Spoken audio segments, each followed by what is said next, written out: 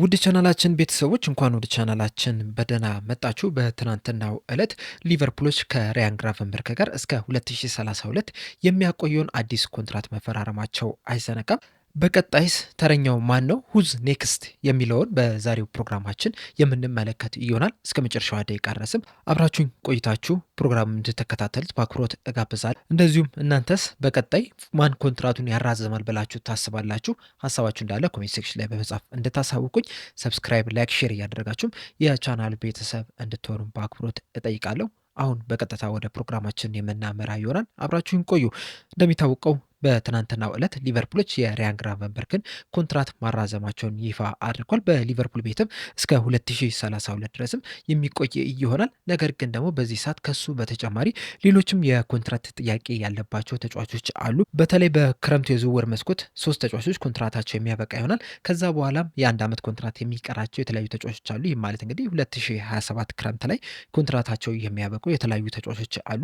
ሊቨርፑሎችም እንግዲህ ከአንዳንድ ተጫዋቾች ጋር ኮንትራታቸውን ለማራዘም ንግግር እያደረጉ ነው የሚገኙት። በእርግጥ እስካሁን ድረስ ምንም አይነት መፍትሄ አላገኙም። ነገር ግን ድርድሮች እየተካሄዱ እንደሆነ የተለያዩ ዘገባዎች ሲገልጹልን መሰንበታቸው አይዘነጋም እና በቅድሚያ በክረምቱ ኮንትራታቸው የሚያበቁትን ተጫዋቾች ስንመለከት 2026 ክረምት ላይ ወይም ደግሞ ከጥቂት ወራት በኋላ እንግዲህ የ3 ተጫዋቾች ኮንትራት የሚያበቃ ይሆናል። አንደኛው በረኛው ፍሬዲ ውድማን ነው። ሊቨርፑሎች እንግዲህ የዚህን ተጫዋች ኮንትራት ያራዝማሉ ተብሎ አይጠበቅም። ምክንያቱም በሊቨርፑል በቆየባቸው ጊዜያቶች ብዙ የመጮቻ እድል ያገኘ ተጫዋች አይደለም። በእነዚህ 2 ዓመት ከምናምን ወር በቆየባቸው ጊዜያቶች ቢበዛ 2 ጨዋታዎችን ብቻ ነው ለዋናው ቡድን መጫወት ይቻሉና ከዚህ በኋላ ኮንትራቱን ያራዝሙለታል ተብሎ አይጠበቅም። በተለይ ደግሞ የጃሮስ በአያክስ ቆይተው በጣም ድንቅ እንቅስቃሴ ማድረጉን ተከትሎ በቀጣይ ዓመት ይህ ተጫዋች ወደ 3ኛ በረኛነቱ ይመለሳል ተብሎ ነው የሚጠበቀው።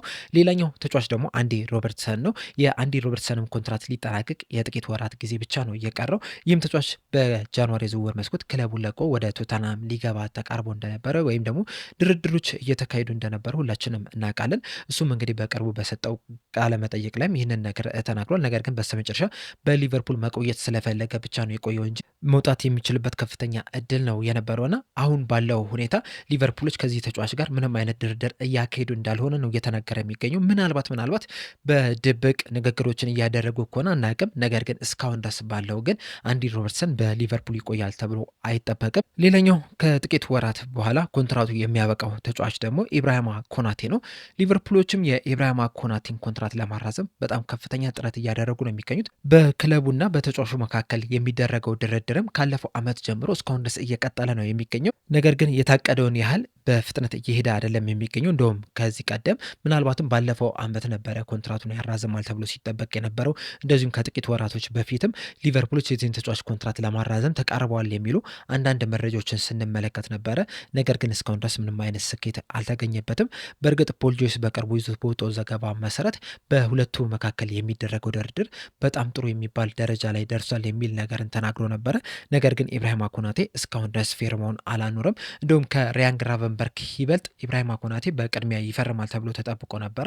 ምክንያቱም ለረዥም ጊዜ ነው በክለቡና በተጫዋቹ መካከል ድርድር ሲካሄድ የነበረው። ነገር ግን እስካሁን መፍትሄ አልሰጠም። ሊቨርፑሎችም እንግዲህ ከሁሉም ተጫዋቾች ቅድሚያ በመስጠት የዚህን ተጫዋች ኮንትራት ለማራዘም በጣም ከፍተኛ ጥረት እያደረጉ እንደሆነ ነው እየተነገረ የሚገኘው። እናም ኮንትራቱን ያራዝሙለታል ወይ የሚለውን ነገር አብረን የምንመለከት ይሆናል። በክረምቱ ኮንትራታቸው ከሚያበቃ ተጫዋቾች በተጨማሪም 2027 ላይ ኮንትራታቸው የሚያበቃ የተለያዩ ተጫዋቾች አሉ።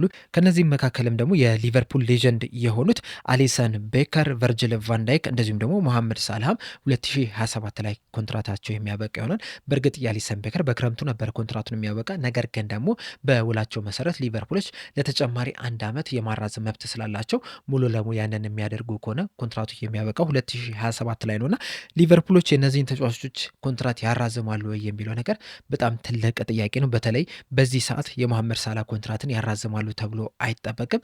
ምናልባት የቨርጅል ቫንዳይክ እና የአሊሰን ቤከር ኮንትራት ሊያራዝሙ ይችላሉ። ነገር ግን ደግሞ በቀጣይ ዓመት የሚያደርጉት እንቅስቃሴ ታይቶ ምናልባትም የእነዚህ 2 ተጫዋቾች ኮንትራትም ላይራዘምበት የሚችልበት ከፍተኛ እድል አለ። የመሐመድ ሳላ ግን ለቀጣይ ዓመት በሊቨርፑል ለመቆየቱ ራሱ እስካሁን ድረስ ምንም አይነት ማስተማመኛ አልተሰጠም። ነገር ግን የሚቆይ ከሆነም ሊቨርፑሎች ይህንን ተጫዋች ኮንትራቱን ማራዘም አለብን ወይስ የለብንም የሚለውን ነገር እንግዲህ መመለስ የሚኖርባቸው ይሆናል። ከነዚህ 3 ተጫዋቾች በተጨማሪም ግን 2027 ላይ የጆ ጎሜዝ፣ ከርቲስ ጆንስ እንደዚሁም ዋታሮ ኤንዶ ኮንትራት የሚያበቃ ይሆናል። እንደዚሁም ሪዮ እንጉሙሃ፣ አሌክሰስ ማካሊስተር፣ ዶሚኒክ ሶብዝላይ እና ፌዴሪኮ ኬዛ በበኩላቸው ኮንትራታቸው 2028 ላይ የሚያበቃ ይሆናል። የነዚህ የ2027 እና 2028 ላይ ኮንትራታቸው የሚያበቃውን ተጫዋቾች ጠቅላላ አድርገን ስንመለከት በጃንዋሪ የዝውውር መስኮት የሚለቁ አንዳንድ ተጫዋቾች እንዳሉ ነው እየታመነ የሚገኘው። አሁን ለምሳሌ ዋታሮ ኤንዶ በቀጣይ ዓመት በሊቨርፑል ቤት ይቆያል ተብሎ አይጠበቅም። የከርቲስ ጆንስ ነገር አጠራጣሪ ነው። እንደዚሁም ጆ ጎሜዝም በሊቨርፑል ይቆያል ተብሎም አይጠበቅም። በተለይ ባለፈው የክረምት የዝውውር መስኮት እንደዚሁም በጃንዋሪ የዝውውር መስኮት ሊቨርፑልንም ይለቃል ሲባል ነበረ ጆ ጎሜዝ። ነገር ግን ደግሞ ሊቨርፑሎች ለሱ ምትክ ባለማዘጋጀታቸው ምክንያት ነው ያለቀቁትና በቀጣይ የክረምቱ የዝውውር መስኮትም ሊቨርፑልን ይለቃሉ ተብሎ ከሚጠበቁ ተጫዋቾች መካከል አንደኛው እርሱ ነው። ዋታሮ ኤንዶም በተመሳሳይ መልኩ 6 ቁጥር ቦታ ላይ የሚጫወት ተጫዋች ከመጣ እሱም በሊቨርፑል ይቆያል ተብሎ አይጠበቅም። ከርቲስ ጆንስ በበኩሉ ይቆያል አይቆይም የሚለው ነገር እስካሁን ድረስ አጠራጣሪ ነው። በጃንዋሪ ዝውውር መስኮት ኢንተር ሚላኖች ተጫዋቹን ለማስፈረም ፍላጎት ነበራቸው።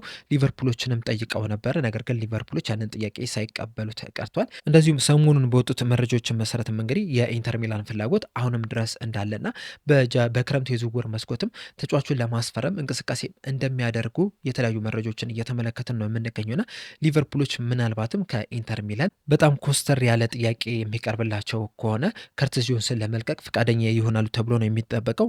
በተለይ ደግሞ ሊቨርፑሎች 6 ቁጥር ቦታ ላይ ተጫዋች የሚያመጡ ከሆነ ዶሚኒክ ሶብዝላይ እንደዚሁም ደግሞ አሌክስ ማካሊስተርና ሌሎቹም የመሀል ሜዳ ተጫዋቾች በሊቨርፑል የሚቆዩ ከሆነ ምናልባትም የዋታሮ ኤንዶን ፈለግ ተከትሎ ከክለቡ ሊለቅ የሚችልበት እድል እንዳለ ነው እየተነገረ የሚገኘው። እንደዚሁም ፌዴሪኮ ኬዛም በሊቨርፑል ቤት ይቆያል ተብሎ አይጠበቅም።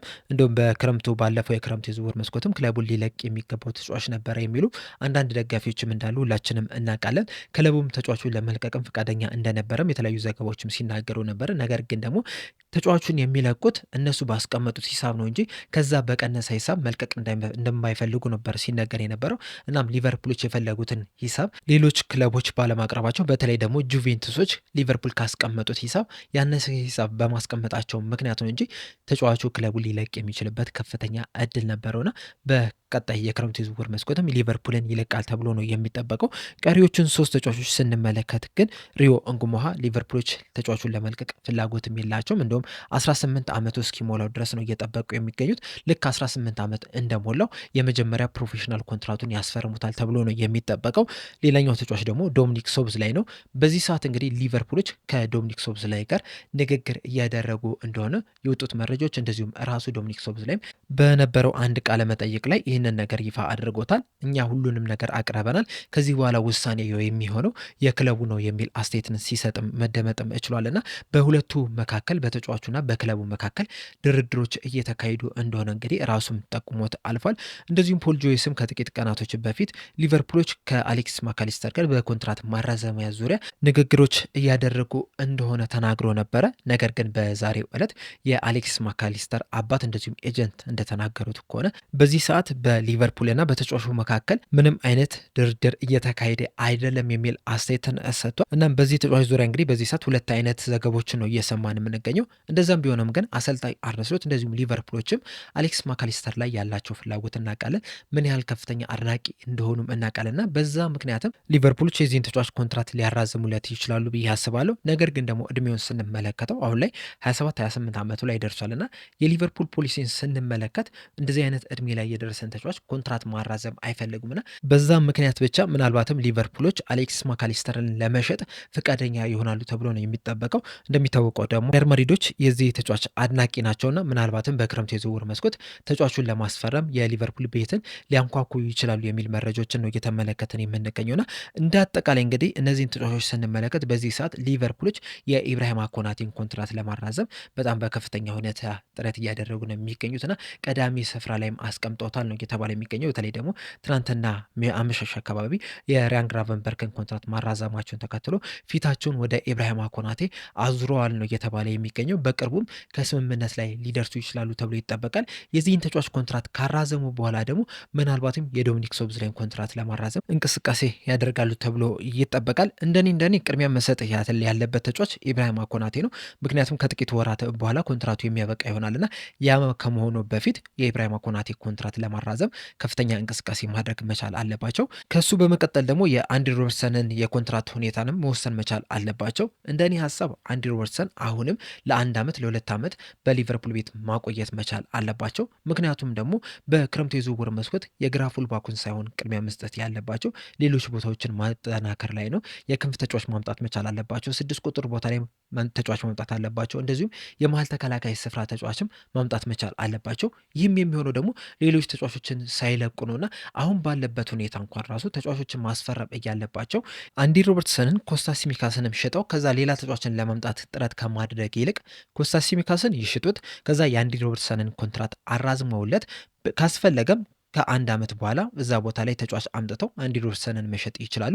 ካልሆነም ደግሞ 2 ዓመቱን እንዳጠናቀቀ ከዛ በኋላ ሌላ ተጫዋች ቢያመጡ ምንም ማለት አይደለም። በዚህ ሰዓት ግን የዚህን ተጫዋች ኮንትራት አራዝመው በቀጣዩ የክረምቱ የዝውውር መስኮት ሌሎች ተጫዋቾችን ወይም ደግሞ ሌሎች ቦታዎችን ለማጠናከር እንቅስቃሴ ማድረግ፣ ከዛ በኋላ ከተረጋጉ በኋላ አንዲ ሮበርትሰንን ካስፈለገ ሽጠው ሌላ ተጫዋችን ማምጣት ይችላሉና አሁን ላይ የተጫዋቹን ኮንትራት ቢያራዘሙ ጥሩ ነው ብዬ አስባለሁ። ከአንዲ ሮበርትሰን በመቀጠል ደግሞ ዶሚኒክ ሶቦስላይ፣ አሌክሲስ ማካሊስተርን የማቆየት ስራ ቢሰሩ ጥሩ ነው ብዬ አስባለሁ።